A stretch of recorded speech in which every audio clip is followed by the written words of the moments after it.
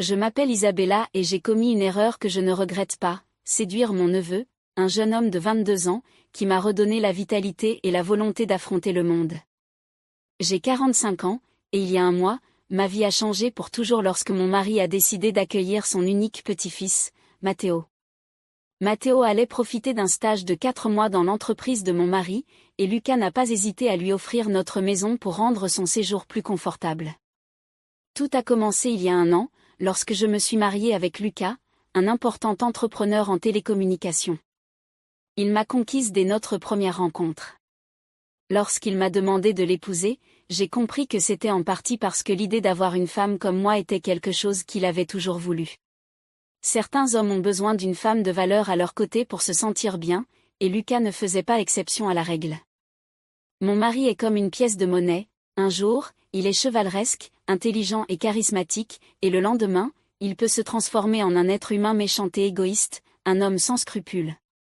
Il était comme un ange et un démon vivant dans le même corps.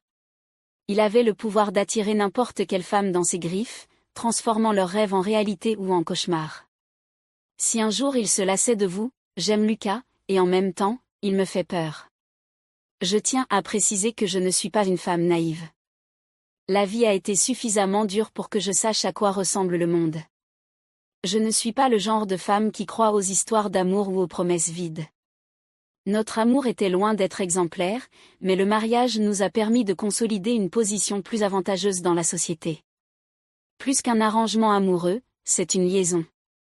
Pendant un an, nous avons été deux étrangers vivant sous le même toit, sans contact ni intimité, comme le feraient deux amis. Nous avons partagé un lit à quelques reprises, et j'étais sûre que Lucas était satisfait de ce que je lui donnais, mais parfois rien n'est suffisant. Je n'ai pas été surprise lorsque j'ai découvert qu'il me trompait. Je ne l'ai pas confronté, car je savais que ma présence dans sa vie n'était pas celle d'une compagne fidèle, mais plutôt la représentation de l'épouse parfaite.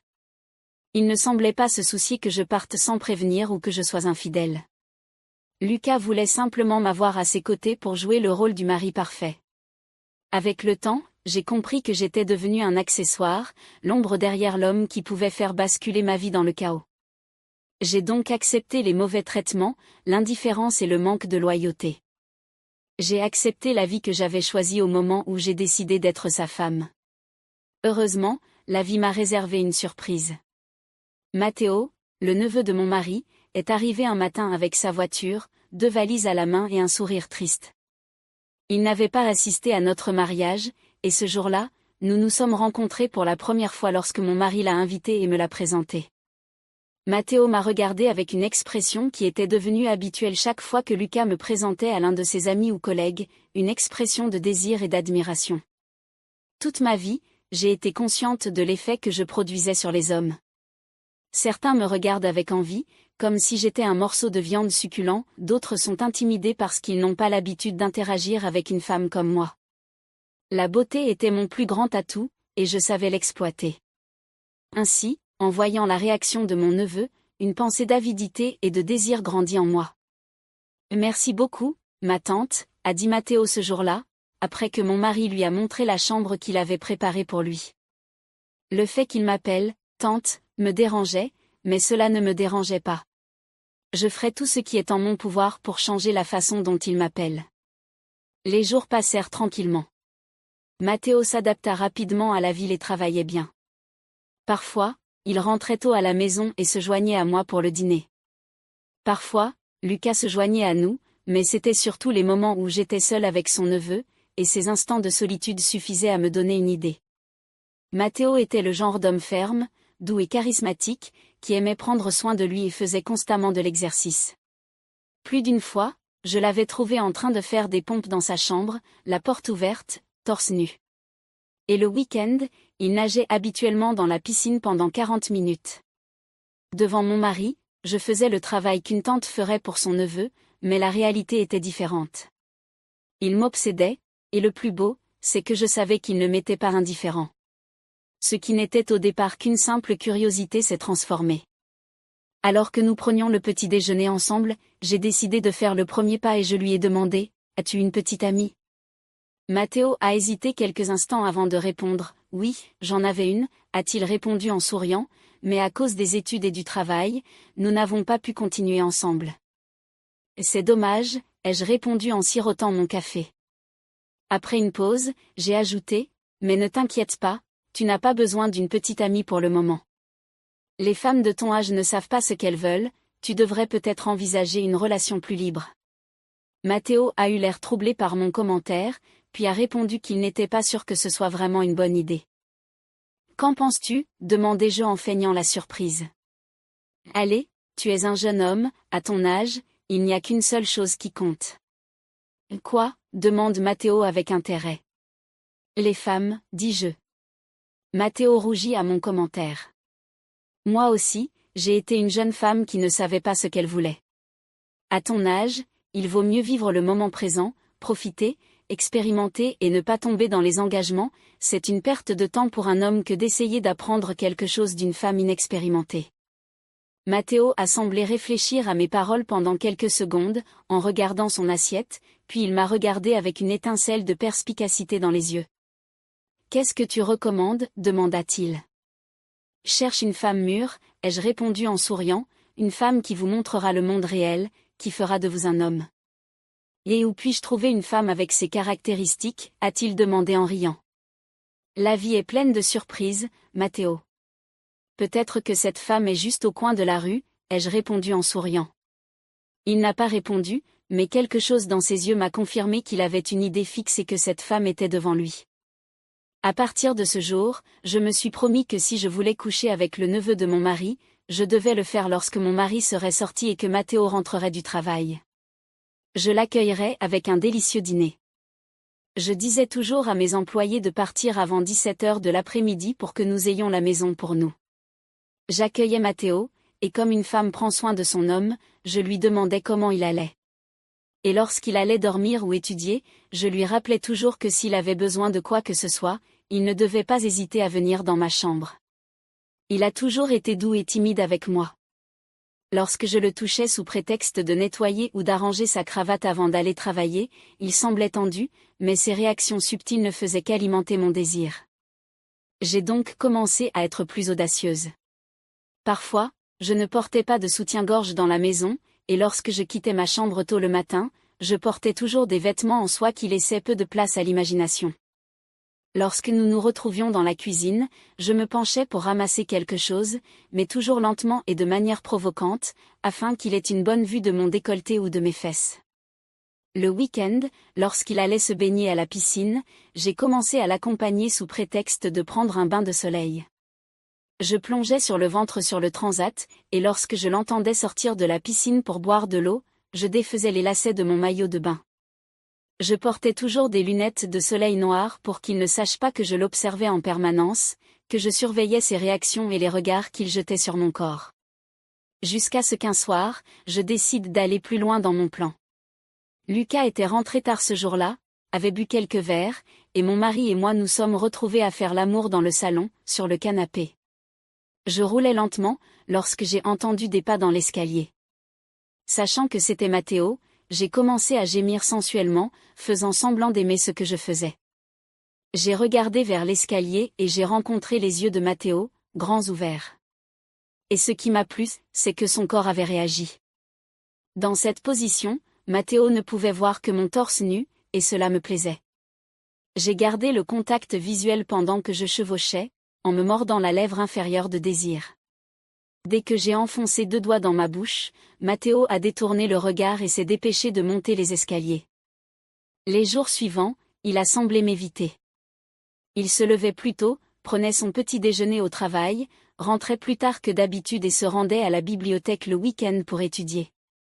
Je savais qu'il m'évitait, et j'ai commencé à m'inquiéter lorsque son comportement s'est prolongé pendant des semaines. Alors que mes espoirs commençaient à s'amenuiser, quelque chose s'est produit. Matteo était rentré plus tôt que d'habitude. Dès qu'il a traversé le couloir en direction des escaliers, j'ai tout de suite compris que quelque chose n'allait pas. Son visage était rouge et ses yeux fiévreux. Je lui ai demandé, « Matteo, ça va ? Tu vas bien ?» En s'approchant, Matteo m'a poussé contre le mur. Son corps s'est pressé contre le mien si fort que je me suis involontairement frotté à son entrejambe. Matteo s'est penché pour m'embrasser. Ses mains ont immédiatement commencé à courir le long de mes hanches. Rapidement, je n'ai pas hésité à bouger mes hanches contre les siennes, mais une alarme s'est déclenchée dans ma tête. Je l'ai repoussé, craignant que quelqu'un ne nous voie, et lui ai murmuré que ce n'était pas encore l'heure, qu'il fallait attendre le départ de mes employés. Lorsque mes employés sont partis, Matteo avait l'air hypnotisé. Je l'ai pris par la main et l'ai conduit dans sa chambre. Dès que nous sommes entrés, il a fermé la porte derrière moi et m'a regardé un moment comme s'il attendait que je fasse le premier pas. C'est ce que je fis. Assieds-toi sur le lit, lui ai-je dit. Il s'est assis et j'ai vu que sa respiration était profonde. Je me suis approchée de lui et me suis assise sur ses genoux. Ses mains ont immédiatement cherché ma taille et l'ont serrée. J'ai porté l'une de mes mains à ses cheveux et j'y ai passé mes doigts. Matteo a gémi, et je n'ai pas perdu de temps. Je me suis assise sur ses genoux et je l'ai embrassé. Nous nous sommes embrassés passionnément pendant un moment. Mais j'avais envie de plus. Le corps de Matteo était fort et grand, et quand j'ai senti son entrejambe contre mon centre, j'ai su qu'il était bien pourvu. Je me suis frotté fort contre lui, et Matteo s'est laissé aller à mes caresses et à mes baisers, semblant prêt à tout. Je me suis lentement levé de ses genoux pour me débarrasser des derniers vêtements qui nous empêchaient de nous connaître complètement. Chaque pièce que j'enlevais était une invitation claire à ce qu'il m'explore et me possède. Ce n'est pas juste qu'il n'y ait que moi qui me déshabille, ai-je murmuré. Matteo, maladroitement et à la hâte, a enlevé tout ce qu'il portait. Ses vêtements sont tombés sur le sol, et alors qu'il s'apprêtait à enlever le dernier vêtement, je l'ai arrêté. Laisse-moi faire, lui ai-je chuchoté à l'oreille. Lentement, j'ai enlevé le dernier vêtement que Matteo portait. Si la vue avait été attirante auparavant, elle l'était encore plus maintenant. Matteo était bien pourvu. Je l'ai poussé sur le lit jusqu'à ce qu'il soit allongé sur le dos. Ses yeux me dévoraient, comme s'il voulait imprimer l'image de mon corps dans son esprit. Je l'ai monté, et toutes les pensées interdites que j'avais eues pour lui ont refait surface dans mon esprit. À ce moment-là, il s'est levé et m'a mise à genoux sur le lit. Comme un expert, il m'a fait savourer chaque instant. Ce jeu de séduction avait ouvert une brèche dans notre relation, et la suite allait nous entraîner dans un jeu beaucoup plus dangereux. Mais je m'en moquais. Je l'ai fait jouir 2 fois de suite, sans lui laisser un instant de répit pour assimiler les sensations. Alors que je m'apprêtais à le satisfaire une 3e fois avec ma bouche, Matteo m'arrêta en posant sa main sur ma tête. « Tu ne sais pas combien de fois j'ai rêvé de me libérer en pensant à toi, est-ce un rêve ?» me demanda-t-il d'une voix tremblante. « Non, Matteo, ce n'est pas un rêve », ai-je murmuré d'une voix rauque et passionnée. Ce que nous avons fait est réel. Après ce jour, les choses n'ont fait que s'améliorer. Matteo apprenait vite et avec enthousiasme, toujours prêt à apprendre comment me faire plaisir, et je lui apprenais des choses qu'il n'avait jamais essayées auparavant. Avec moi, il découvrait un nouveau visage du désir, puissant. Une nuit avec une copine, c'était une montagne russe de sensations qui nous amenait à la limite comme jamais auparavant. Chaque fois que la maison était vide, Matteo courait dans mes bras, avide de nouvelles expériences, et je voulais continuer à lui enseigner cette nouvelle dimension du plaisir, lui montrer ce qu'une femme de mon âge pouvait offrir à un homme inexpérimenté comme lui. Mon jeu avait fonctionné, et maintenant le neveu de mon mari et moi ne pouvions plus nous arrêter. Le désir nous avait complètement enveloppés, et nous n'avons pas hésité à le satisfaire dans tous les coins de la maison. Je suis consciente qu'il n'est pas juste de continuer à impliquer ma vie dans mes jeux, mais je ne peux pas empêcher le désir de grandir à chaque rencontre. Mon esprit crée sans cesse de nouveaux besoins à satisfaire. Peut-être qu'un jour je devrais payer pour ce que je fais avec le neveu de mon mari, mais l'avenir me semble si lointain que je ne pense pas qu'il vaille la peine de s'en préoccuper maintenant. Mon aventure avec Matteo prendra fin lorsqu'il rentrera à la maison, et j'aurai alors tout le temps de réfléchir à mes actes. Mais aujourd'hui, je veux juste penser à Matteo, à la fantaisie de notre aventure et à la rapidité avec laquelle il est passé d'un jeune homme de 20 ans à un homme capable de satisfaire les désirs d'une femme de 45 ans. C'est l'histoire d'aujourd'hui. Je vous demande instamment de vous abonner et d'aimer la vidéo. Je saurai ainsi que vous l'avez aimé, et je pourrai continuer à publier d'autres histoires. Cela m'aiderait beaucoup si vous regardiez aussi la prochaine vidéo.